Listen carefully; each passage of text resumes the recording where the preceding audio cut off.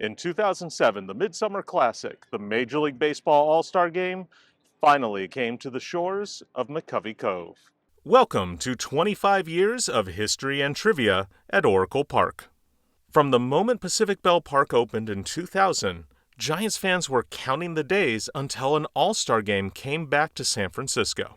The last one had been in 1984, and it was definitely getting to be San Francisco's turn.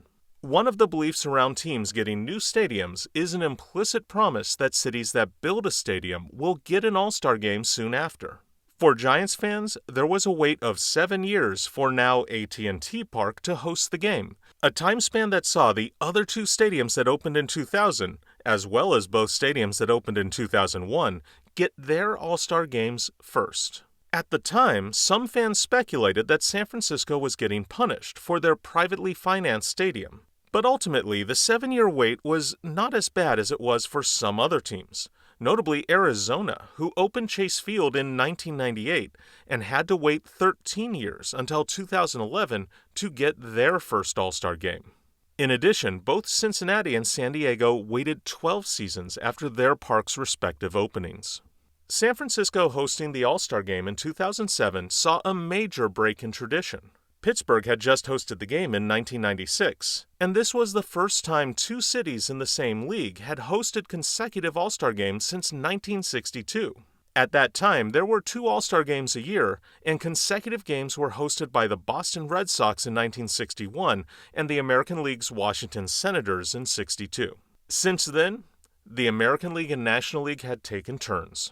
That tradition has since fallen by the wayside, as the National League had a string where they hosted 6 of 7 All-Star Games from 2015 through 2022. The logo for the game featured a unique art style that eschewed the often comic book or movie poster-like exploding logos, instead being a simple rectangle dominated by a stark view of Oracle Park from the Cove, with a baseball splashing into the water being the only breakout from the rectangular shape. The font itself, instead of being loud and flourished, was instead a simple sans serif font declaring the All-Star Game. The Giants hired Bay Area artist Michael Schwab to do the logo as well as the many secondary logos, featuring both baseball iconography and San Francisco's landmarks. Schwab might be most well-known locally for his work for the Golden Gate Parks National Conservancy, creating logos for the many parks that line the region. One of the most anticipated events at the 2007 All-Star Game was the Home Run Derby, especially with the chance for there to be a ton of splash hit home runs.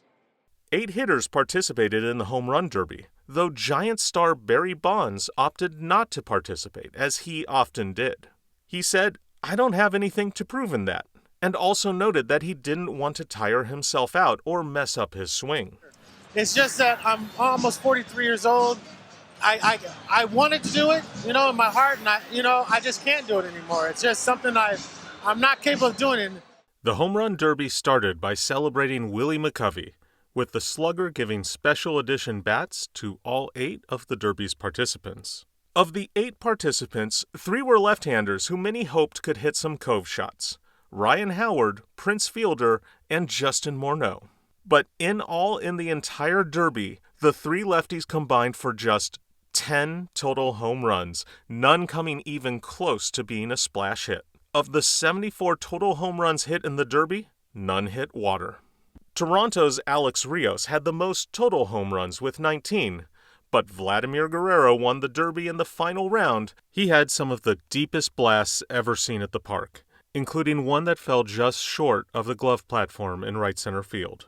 The pregame celebration honored the great Willie Mays, of whom the great Ted Williams once said, "They invented the All-Star Game for Willie Mays." Mays was a 24-time All-Star, winning the game's MVP award twice.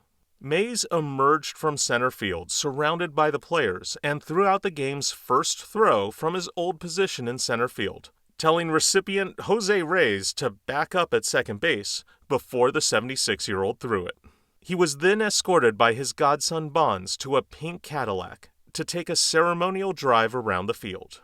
Mays had 2 ceremonial jackets, which he gave to All-Stars Ken Griffey Jr. and Derek Jeter. The game itself was a close, exciting affair.